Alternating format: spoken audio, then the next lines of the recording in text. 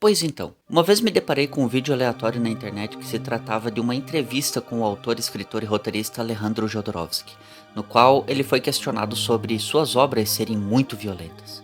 Sua resposta foi direta e reta. I like violence. I love violence. I hate the weak person who go to art and say, "Oh, that hurt me, that image." E claro, sem rodeios. I am in the middle of a screen of television now. And the person is saying to me, "Oh, you are violent." I like violence.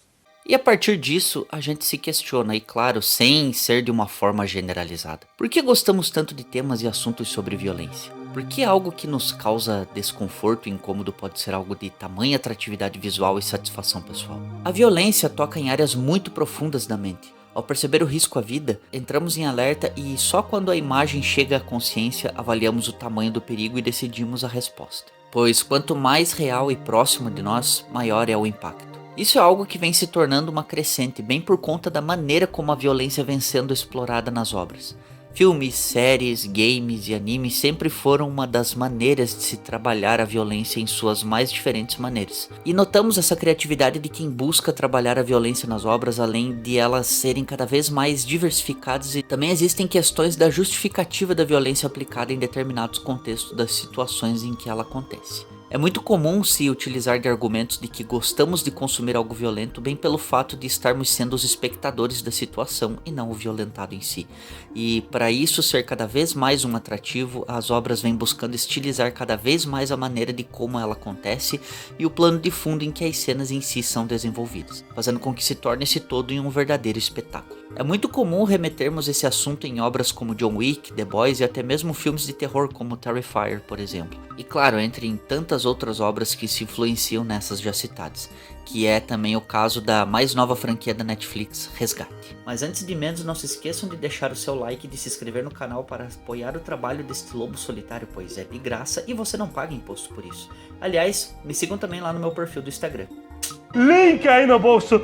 Aí no bolso? Para adentrar em um assunto como esse, precisamos historicizar um pouco sobre esse tema, pois antigamente a violência era tratada como um atrativo para a população em geral, tanto na época do Império Romano, no Coliseu, como também as execuções em praça pública. E nesse ponto não era apenas como um atrativo, mas também uma forma de punição, onde as pessoas da população em geral poderiam assistir. Isso é diferente de execuções normais, onde civis são chamados para testemunhar a execução e garantir que tudo ocorreu da maneira mais natural possível. Embora execuções públicas hoje sejam consideradas imorais e não civilizadas em quase todo o mundo, essa prática foi considerada normal e feita durante um longo período da história, na maioria dos casos com o propósito de demonstrar poder do Estado ou de um grupo ao executar publicamente criminosos, inimigos ou oponentes políticos. E claro, além disso, as execuções públicas também tinham a função de oferecer um espetáculo às massas. Dando rapidamente uma dica de leitura, eu fortemente recomendo o mangá de Shinichi Sakamoto, Inosan, onde conhecemos a história da família real de executores da França no período pré-Revolução Francesa, onde traz uma perfeita contextualização aprofundada sobre a importância das execuções dos condenados e o aperfeiçoamento desses atos, até chegar na criação de um dos mais famosos e infames instrumentos dessas penas, a guilhotina. A título de curiosidade, a última execução pública aplicada com a guilhotina ocorreu em Versalhes, na França, no dia 17 de junho de 1939, onde Eugene Weidmann, quem protagonizou a última execução pública no Ocidente. Nesse dia, além do fato do nosso famoso Saruman, sim, o ator Christopher Lee testemunhou a execução com apenas 14 anos de idade. Havia também uma enorme multidão que se juntou na rua Georges Clemenceau. Eles assoviavam, cantavam e provocavam o condenado de todas as maneiras, e após a execução ser aplicada, muitas pessoas se aproximaram com seus lenços para molhar com o sangue do condenado e levar como uma espécie de souvenir. Logicamente que isso não foi bem aceito pelo presidente Albert Lebrun, pois o que era para ser inspiração para medo através das execuções públicas acabou se tornando um show de horrores e polêmica social. Sendo assim, decidiu revogar tais sentenças e Weidmann foi o último a ser morto publicamente. Porém, sabemos que mesmo com isso sendo abolido, em muitos países, ainda nos dias de hoje, as execuções públicas são banidas. Porém, alguns países países ainda se utilizam desse método, principalmente quando se tratam de assuntos envolvendo questões políticas, e um desses países, supostamente, além da Coreia do Norte, é o Irã, que voltou a realizar tais atos como meio de intimidação de seus manifestantes. Além, claro, de grupos terroristas que se utilizam desse método brutal como pena autodeterminada pelos próprios integrantes desses grupos. Mas retomando na contextualização cinematográfica, a meu ver, como alguém que já consome filmes desde a infância e, claro, sem partir para o óbvio, como filmes como O Massacre da Serra Elétrica,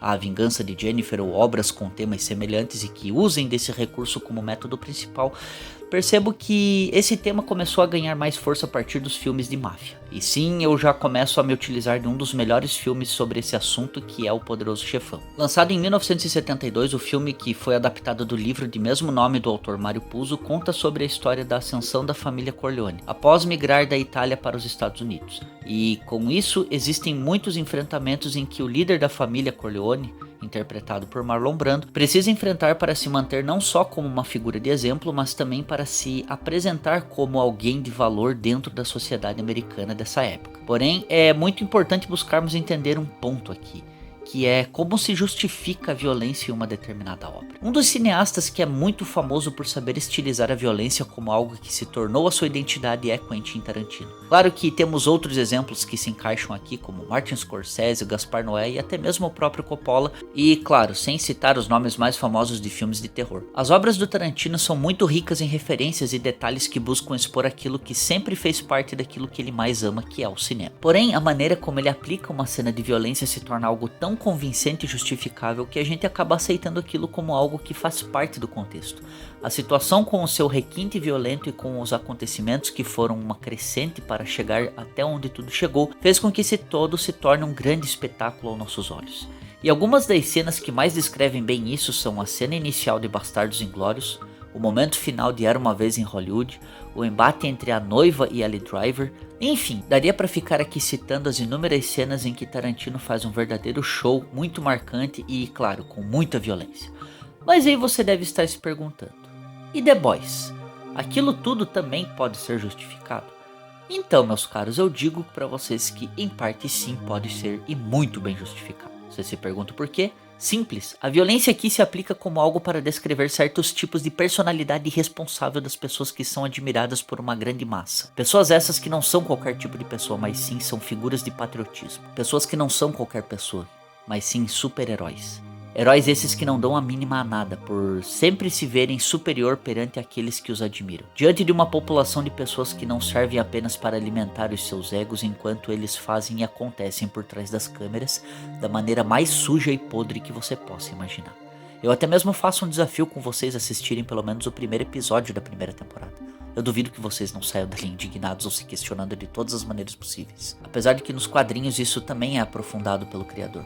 Garth Ennis sempre teve essa via de mão dupla em explorar a mediocridade de personagens e fazer você se questionar se aquilo tudo é realmente necessário, a tal ponto de isso não só apenas funcionar tão bem pra mim, como ele sabe descrever em sua maioria as melhores histórias de personagens, como o Demolidor e o Justiceiro, por exemplo. Mas no meio disso tudo, é muito importante sabermos separar questões da satisfação sobre a violência como algo que não faça parte do nosso prazer pessoal, bem por ser algo que nem sempre está dentro da nossa realidade, pois isso é muito diferente da gente se atrair com uma temática violenta presente nas artes em geral, do que sentirmos prazer em uma situação de violência que está acontecendo, por exemplo, na situação Rússia-Ucrânia ou também Israel-Hamas. Uma das explicações para a atração por cenas de violência, tanto reais quanto ficcionais, é a força que exerce nas áreas mais antigas do cérebro, atingindo diretamente mecanismos e memórias de um passado ancestral sobre o qual não temos nenhum controle, pois se são de mentira, logo percebemos que estamos fora de perigo e o medo é controlado. Mas se há riscos verdadeiros como guerras ou conflitos que possam nos atingir, maiores são as reações.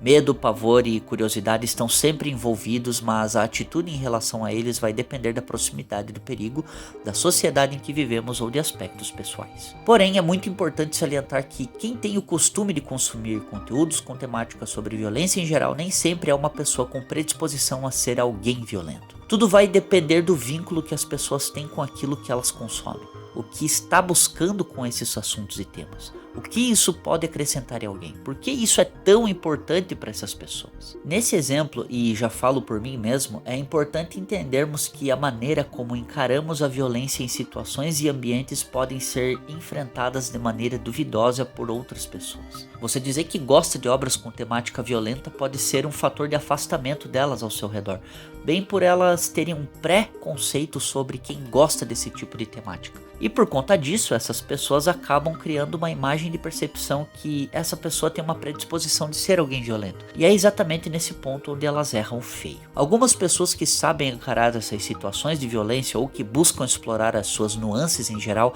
têm mais facilidade em compreender como esse tipo de temática se insere em determinadas situações da vida. Pode ser também um jeito de elas buscarem a ter mais empatia pelas pessoas que estão sofrendo e a tentar compreender quais são as principais motivações de quem está causando esse tipo de violência, ou também sobre o sofrimento que as vítimas passam por se encontrarem nessa situação. Por que essa pessoa é assim? Quais são as situações que fizeram ela se tornar esse tipo de pessoa? Seria o seu passado? Seria a maneira como foi criado ou criada? Isso já aconteceu na realidade? Porque bem sabemos que a arte imita a vida, e se aquilo que você está vendo ainda não aconteceu, tome cuidado, porque em algum momento ela vai acontecer. A violência é uma força da natureza que é imparável. Ela está em todo o redor.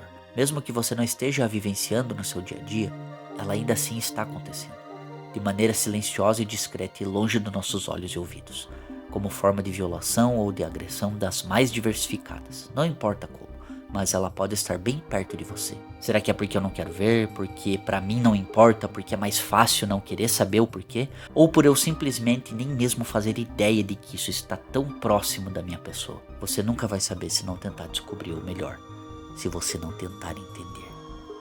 Bem pessoal, esse é mais um vídeo onde eu busco aprofundar um assunto com determinados exemplos, assim como eu fiz com o vídeo de Gigante, que é uma obra que vejo que trabalha muitas coisas das quais não paramos para pensar, e eu recomendo muito que vocês vejam, pois ficou um vídeo muito bom, não porque fui eu quem fiz, mas por ser um grande acréscimo ao seu conhecimento, assim como fiz também outro vídeo falando sobre a estratégia de marketing, onde essa nova versão remasterizada de The Last of Us Part 2, e também tem esse outro onde eu falo sobre a minha opinião do final de Ataque dos Titãs. Ficaram vídeos bem legais, recomendo que vocês assistam, pois estão com bastante pontos específicos dos quais dá para fazer um debate bem interessante. Muito obrigado por ver esse vídeo até aqui, se cuidem, bebam água, vejo vocês na próxima. Beijo bela, abraço fera e tchau!